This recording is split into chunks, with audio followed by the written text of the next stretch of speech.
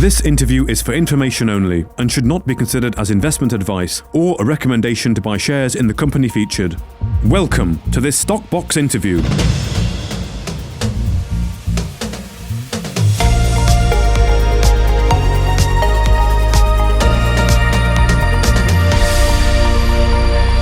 Joining us today is, of course, David Lennegas, the Executive Chairman at Vinanz PLC. David, thank you as always for your time. Some more news. You're building out your miners even further with these WhatsMiner, the M50S++. Tell us about them. M50S double plus. Yeah, hi, Mark. Thanks. Good to speak to you again.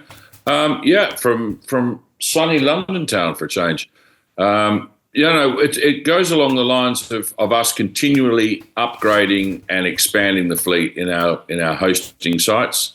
We only listed a couple of weeks ago on the London Stock Exchange. That really curtailed while we're doing the prospectus a lot of our growth plans, because you've got to be quite static while you're doing a prospectus for the LSE. But now we're rocking and rolling. So we just added some new WhatsMiner M50S pluses to the fleet. The interesting thing about these is their break-even price is $62,000 Bitcoin, and when you're looking at a Bitcoin price today of circa $105,000 US, that's a phenomenal situation for us. The technology is changing really quickly out there globally. We're actually looking at miners now. Not only those $62,000 ones, but we're looking at miners now for potential fleet expansion in the $45,000 to $53,000 break even. Okay. One of our other sites at the moment, so stand by for news on that. But the other thing that was in that news release was the operating margins at 40%. That's pretty good. And our whole model is about, we don't want to own data centers, we don't want to own people. We don't want to own problems. We just want to own the Bitcoin miners and operate with really good hosting partners. And the model's working. And there were some videos you put out on the socials there. We saw, I think, one of the engineers doing a sort of a little 360. That's Johnny Mack. Johnny Mack and I and Jeremy have worked together a long time. When we had the Bitcoin, the medical cannabis company, Johnny used to be my chief executive officer. Okay. And that company went to a market cap of 350 million. Okay. I've asked Johnny to come back and help us because we're doing a full review of all of our projects and hosting centers, checking off every miner, checking off every serial number for the audit process. And John lives in Toronto, so he's on a trip around our facilities in the frozen tundras of North America. I think he said it was, minus 28 yesterday in the Goose Bay. So, he was up at Labrador yesterday and last night. Having a look at the facilities there. We've got nearly 400 Bitcoin miners. So, as the videos come through, I post it up on social media so people can actually see what our Bitcoin mining operations look like. Indeed, and presumably a bit warmer inside the server room than it is in the ambient temperature outside where Johnny is. Yeah, John was saying that to keep the Block Labs facility warm, they run 20 Bitcoin miners with the heat generated from that is actually their heating system. Right. Okay. And a lot of the extra heat for these Bitcoin miners actually goes into heating glass houses for vegetable growing. Right. So, it's quite sophisticated stuff. Indeed. And of course, I know last time we spoke, it's all about just more miners, just keep going effectively and building out. And that model isn't changing, Mark. It's just more and more and more.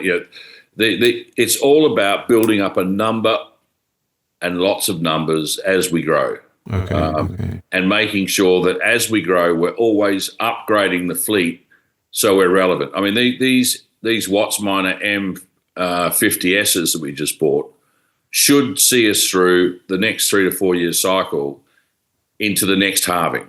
Okay. And that's the mandate we're giving our consultants is every time we buy new kit, what's going to give us longevity into the new series, into the new halvings in 3.5 years' time. So that's really where we're going. So there's a lot of old miners running in the world that aren't mining a lot of Bitcoin. So, we want to keep expanding with new mining fleet.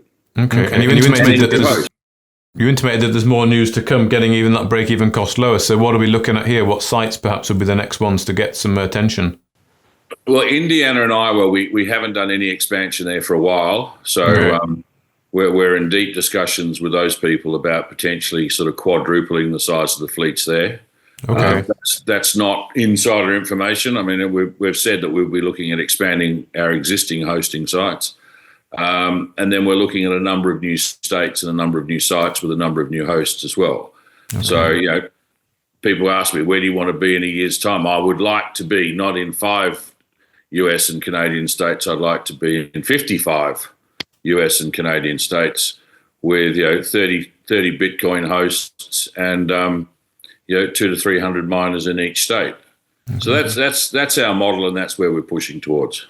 And brings up the speed as well on, of course, the President Trump inauguration just last week, and a lot of executive orders. I know he's very pro sort of crypto and Bitcoin mining. But from your point of view, what has he done? What has he signed? What things have changed since he's come in? So on the 23rd of January, he put out some executive orders which really did change the landscape for Bitcoin mining and the recognition of Bitcoin, I think, forever. He's put together a task force in the US with respect to coming up with some defined policies for the US government with respect to strategic reserves. He's also reversed a number of previous decisions that through the SEC, which meant that banks couldn't hold Bitcoin on their balance sheet because it was deemed to be a liability. Now banks can hold a customer's Bitcoin on their balance sheet, and it will be sitting there as a balance sheet item, not a liability. And that's really, really significant for people who want banks to custody their assets. So things are really starting to move. And today you've got the Czech government determining whether or not they'll buy 7 billion euros worth of Bitcoin. Hopefully they will. There's some big things changing. The fact that the US government and there's executive orders out with respect to Bitcoin is really positive for the industry.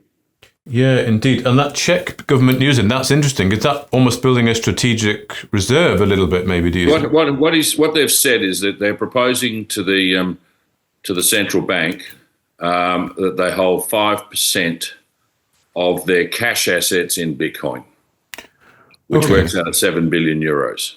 Okay. And they've got a decision being discussed today. Right. And Bitcoin price is holding up. I mean, last I looked, it's still $105,000 a coin. Indeed. And I think you get a bit of volatility in the price, but generally the price just keeps moving in one direction. A lot of people are calling it into the hundreds of thousands of dollars as their forecast, in the coming years. And I'm in the Bitcoin $1 million club. I think at some point Bitcoin will be $1 million a coin, whether it's in 3 years, 4 years, or 10 years. And that's why Vinanz exists. Okay. And continuing with further news for shareholders, how regularly do you want to be giving updates, David? Well, material things need to be updated. So to the market, I would estimate there would be a news release updating our shareholders every week or two. Brilliant. We're expanding, and we continue to expand, and we want to expand quicker. Okay.